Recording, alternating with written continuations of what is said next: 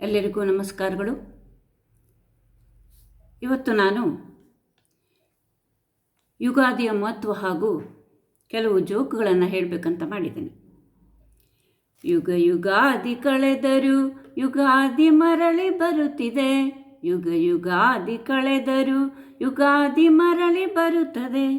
ಹೊಸ ವರುಷಕ್ಕೆ ಹೊಸ ಹರುಷವ, ಹೊಸ ವರುಷಕ್ಕೆ ಹೊಸ ಹರುಷವ, ಹೊಸತು ಹೊಸತು ತರುತ್ತಿದೆ, ಹೊಸತು ಹೊಸತು ತರುತ್ತಿದೆ. ನಿಮಗೆಲ್ಲ ತಿಳಿದ ಹಾಗೆ ನಾಳೆ ಯುಗಾದಿ ಹಬ್ಬ. ಕ್ರೋಧನಾಮ ಸಂವತ್ಸರವನ್ನು ಮುಗಿಸಿ ವಿಶ್ವಾವಸು ಸಂವತ್ಸರಕ್ಕೆ ಕಾಲಿಡುತ್ತಿದ್ದೇವೆ. ಹಿಂದೂ ಪಂಚಾಂಗದ ಪ್ರಕಾರ ಹೊಸ ವರುಷದ ಮೊದಲ ದಿನವನ್ನು ಆಚರಿಸುವಂತಹ ಹಬ್ಬವಾಗಿದೆ. ಇದು ಸಾಮಾನ್ಯವಾಗಿ ಚೈತ್ರ ಮಾಸದ ಮಾರ್ಚ್ ಕೊನೆಯಲ್ಲಿ ಅಥವಾ ಏಪ್ರಿಲ್ ಫಸ್ಟ್ನಲ್ಲಿ ಬರ್ತದೆ. ಈ ಸಲ ನಾಳೆ ರವಿವಾರ ಮಾರ್ಚ್ 30 ಬಂದಿದೆ. ಇದು ಹಿಂದೂಗಳಿಗೆ ಐತಿಹಾಸಿಕ ಮತ್ತು ಸಾಂಸ್ಕೃತಿಕ ಮಹತ್ವವನ್ನು ತಿಳಿಸುವಂತಹ ಹಬ್ಬವಾಗಿದೆ. ಇದನ್ನು ಹೆಚ್ಚಾಗಿ ಮಹಾರಾಷ್ಟ್ರ, ತೆಲಂಗಾಣ, ಆಂಧ್ರ ಪ್ರದೇಶ್ ಹಾಗೂ ನಮ್ಮ ಕರ್ನಾಟಕದಲ್ಲೂ ವಿಜೃಂಭಣೆಯಿಂದ ಆಚರಿಸ್ತೇವೆ. ಈ ದಿನ ನಾವು ಬೆಳಗ್ಗೆ ಬೇಗನೆ ಎದ್ದು ಎಣ್ಣೆ ಸ್ನಾನವನ್ನು ಮಾಡಿ ಹೊಸ ಬಟ್ಟೆಯನ್ನು ಧರಿಸಿ ಮನೆಯನ್ನು ತಳಿರು ತೋರಣಗಳಿಂದ ಶೃಂಗರಿಸ್ತೇವೆ. ವಿಧ ವಿಧವಾದ ರಂಗೋಲಿಗಳನ್ನು ಹಾಕಿ ಶೃಂಗರಿಸ್ತೇವೆ. ಬರೀ ಮನೆಯೊಂದಷ್ಟೇ ಅಲ್ಲ, ಊರಲ್ಲಿರುವ ದೇವಸ್ಥಾನಗಳನ್ನು ಅದೇ ರೀತಿಯಾಗಿ ಶೃಂಗಾರ ಮಾಡ್ತೇವೆ.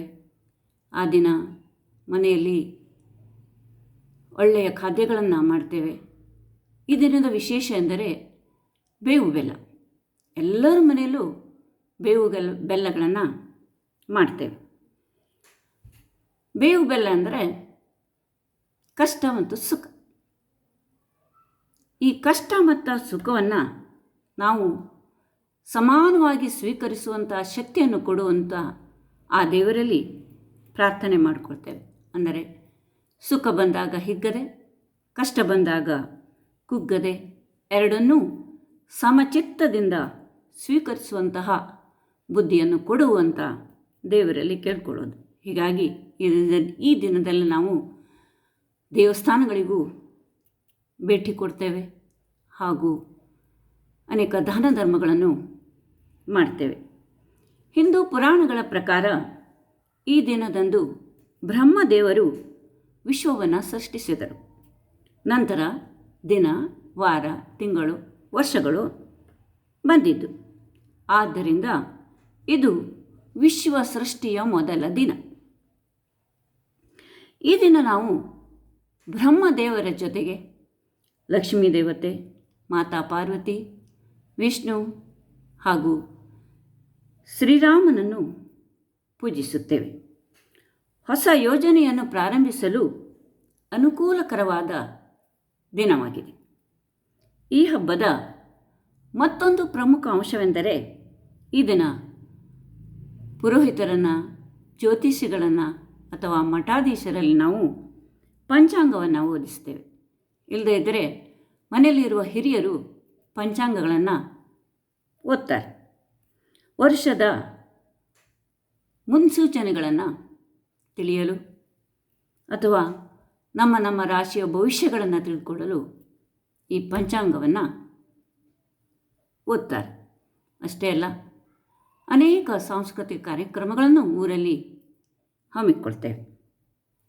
ಯುಗಾದಿ ಎಲ್ಲರಿಗೂ ಸಮೃದ್ಧಿ, ಆರೋಗ್ಯ, ಶಾಂತಿ, ನೆಮ್ಮದಿ, ಸಂತೋಷವನ್ನು ದಯಪಾಲಿಸಲಿ ಅಂತ ಆ ದೇವರಲ್ಲಿ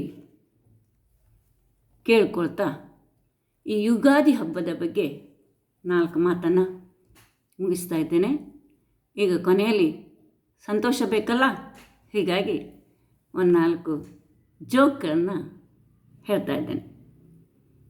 ಒಂದು ಹುಡುಗ ಮನೆಯಲ್ಲಿ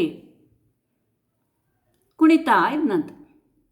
ಆವಾಗ ಅವನಮ್ಮ ಬಂದು ಕೇಳಿದ್ಲಂತೆ, ಯಾಕ ನಾಳೆ ಗಣಿತ ಪರೀಕ್ಷೆ ಇದೆ, ನೀ ಕುಣಿತಾ ಇದೆಯಲ್ಲ ಅಂತ. ಆವಾಗ ಅವನು ಹೇಳಿದಂತೆ, ನಮ್ಮ ಟೀಚರ್ ಹೇಳಿದ್ದಾರೆ ನಾಳೆ ಪರೀಕ್ಷೆಯಲ್ಲಿ ಪ್ರತಿ ಸ್ಟೆಪ್ಪಿಗೂ ಮಾರ್ಕ್ಸ್ ಇದೆ ಅಂತ, ಅದಕ್ಕೆ ಸ್ಟೆಪ್ ಹಾಕ್ತಾ ಇದ್ದೇನೆ ಅಂದಂತೆ. ಇಬ್ಬರು ರಸ್ತೆಯಲ್ಲಿ ಹೋಗ್ತಾ ಇದ್ದರಂತೆ. ಅವರು ತಾನು ಹೆಚ್ಚು ಅಂತ ಮಾತಾಡ್ಕೊಳ್ತಿದ್ರಂತೆ. ಆಗ ಒಬ್ಬನು ಹೇಳ್ದಂತೆ, ನಾನು ನಾಳೆ ವಿಧಾನಸೌಧನೇ ಖರೀದಿಸಬೇಕು ಅಂತ ಮಾಡಿದ್ದೇನೆ ಅಂತ. ಆಗ ಇನ್ನೊಬ್ಬ ಹೇಳ್ದಂತೆ, ಸಾರಿ ಕಣೋ ಗೆಳೆಯ, ನಾನೀಗ ಅದನ್ನು ಮಾರೋ ಮೂಡಲಿಲ್ಲ ಅಂದಂತೆ. ಒಮ್ಮೆ ಗುಂಡಾ ಹೇಳು ಹುಡುಗ ಬ್ಯಾಂಕಿಗೆ ಹೋಗಿದ್ನಂತೆ. ಆವಾಗ ಅಲ್ಲಿ ಬ್ಯಾಂಕ್ ಮ್ಯಾನೇಜರು ಆ ಗುಂಡಾ ಹೋದಾಗಲೆಲ್ಲ ಒಂದು ಸಾಮಾನ್ಯ ಕ್ವಶನನ್ನು ಕೇಳ್ತಾ ಇದ್ರಂತೆ, ಜನರಲ್ ನಾಲೆಜ್ ಕೇಳ್ತಿದ್ರಂತೆ. ಆಗ ಅವನಿಗೆ ಆವತ್ತು ಅವರು ಅವನಿಗೆ ಕೇಳಿದ್ರಂತೆ, ಸೈಕ್ಲೋನ್ ಎಂದರೇನು? ಆವಾಗ ಗುಂಡ ಹೇಳಿದಂತೆ, ಸೈಕಲನ್ನು ಖರೀದಿಸುವಾಗ ಕೊಡುವ ಲೋನೇ ಸೈಕ್ಲೋನ್. ಅದನ್ನು ಕೇಳಿ ಬ್ಯಾಂಕ್ ಮ್ಯಾನೇಜರ್ ಅವನಿಗೆ ಕ್ವಶನ್ ಕೇಳೋದೇ ಬಿಟ್ಬಿಟ್ರಂತೆ. ಆಮೇಲೆ ಇಬ್ಬರು ರಸ್ತೆಯಲ್ಲಿ ನಡ್ಕೊಂಡು ಹೋಗ್ತಾ ಇದ್ರಂತೆ. ಅವಾಗೊಂದು ಲಾರಿ ತುಂಬ ಮಂಗಗಳು ಬಂತಂತೆ. ಆ ಲಾರಿ ಮೇಲೆ ಒಂದು ಬೋರ್ಡ್ ಹಾಕಿದ್ರಂತೆ, ಮೇಡ್ ಇನ್ ಜಪಾನ್ ಅಂತ. ಆವಾಗ ಒಬ್ಬನು ಮತ್ತೊಬ್ಬರಿಗೆ ಹೇಳಿದಂತೆ, ನೋಡ, ಜಪಾನಿಂದ ಒಂದು ಲಾರಿ ಮಂಗ ಬರ್ತಾ ಇದೆ, ಎಲ್ಲ ಬಂದ್ ಮಾಡಿಬಿಟ್ಟಿದ್ದಾರೆ, ಎಲ್ಲೂ ಹೋಗಬಾರ್ದು ಅಂತ. ಆ ಜಾಲರಿಯಲ್ಲಿ ಮಾತ್ರ ಮಂಗಗಳು ಕಾಣಿಸ್ತಾ ಇದೆ ನೋಡು ಅನ್ನಂತೆ. ಮತ್ತೊಬ್ಬರೇ ಹೌದು ಅಂತ. ಮತ್ತೊಂದು ಲಾರಿ ಬರ್ತಂತೆ, ಉದುರು ತುಂಬಾ ಮಂಗಗಳು, ಅದರೊಳಗೆ ಮೇಡ್ ಇನ್ ಅಮೇರಿಕಾ ಹೇಳ್ಬಾರ್ದಿದ್ರಂತೆ. ಅವಾಗ ನೋಡ, ಅಮೇರಿಕಾದ ಮಂಗಗಳು ಬಂದಿದೆ. ಈ ಮಂಗಗಳಿಗೆ ಇವ್ರು ಬಂದ್ ಮಾಡಲಿಲ್ಲ, ಓಪನ್ ಇಟ್ಟಿದ್ದಾರೆ. ಆದರೆ ಎಲ್ಲ ಮಂಗಗಳನ್ನು ಕೈಕಾಲು ಕಟ್ಬಿಟ್ಟಿದ್ದಾರೆ ನೋಡ, ಎದ್ದು ಹಾರಲಿಕ್ಕೆ ಆಗೋದಿಲ್ಲ, ಹಂಗೆ ಮಾಡಿಬಿಟ್ಟಿದ್ದಾರೆ ಅಂದಂತೆ. ಹೌದಲ್ಲ, ಹಾಗೆ ಮಾಡಿದ್ದಾರೆ ಅಂತ ಅಂದಂತೆ. ಮತ್ತೊಂದು ಸ್ವಲ್ಪ ಹೊತ್ತಿಗೆ ಇನ್ನೊಂದು ಲಾರಿ ಮಂಗಗಳು ಬಂತಂತೆ. ಅದರಲ್ಲಿ ಮೇಡ್ ಇನ್ ಇಂಡಿಯಾ ಅಂತ ಬರ್ತಿತ್ತಂತೆ. ಅದರಲ್ಲಿ ಯಾರ್ದು ಕೈಕಾಲು ಕಟ್ಟಲಿಲ್ಲಂತೆ, ಹಾರಬಾರ್ದು ಅಂತ ಅದನ್ನು ಬಂದು ಮಾಡಿಲ್ಲಂತೆ, ಎಲ್ಲ ಓಪನ್ ಇಟ್ಟಿದ್ರಂತೆ.